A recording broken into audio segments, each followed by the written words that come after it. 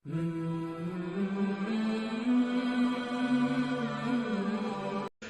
کیا صحابی نے یا رسول اللہ من اسلام یا رسول اللہ صلی اللہ علیہ وسلم، اے اللہ کے رسول اسلام کی حقیقت کیا ہے بتا دیجئے۔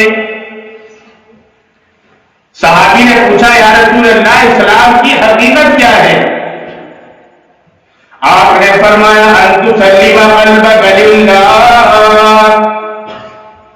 اسلام کی حقیقت یہ ہے کہ جس انسان کے دل میں اللہ باقی رہ جائے، اللہ کے سوا سب کچھ نکل جائے۔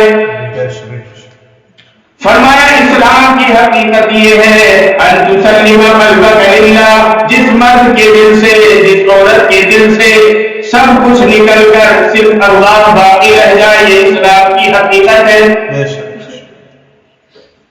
فرمایا نبی کریم صلی اللہ تعالی علیہ وسلم نے من یسلم المسلمون من لسانک ویدک، کہ اسلام یہ ہے کہ تیرے ہاتھ سے، تیری زبان سے مسلمان محفوظ رہے، مسلمان کی عزت محفوظ رہے، مسلمان کی جان محفوظ رہے، اس کا مال محفوظ رہے، اس کی آبرو محفوظ رہے۔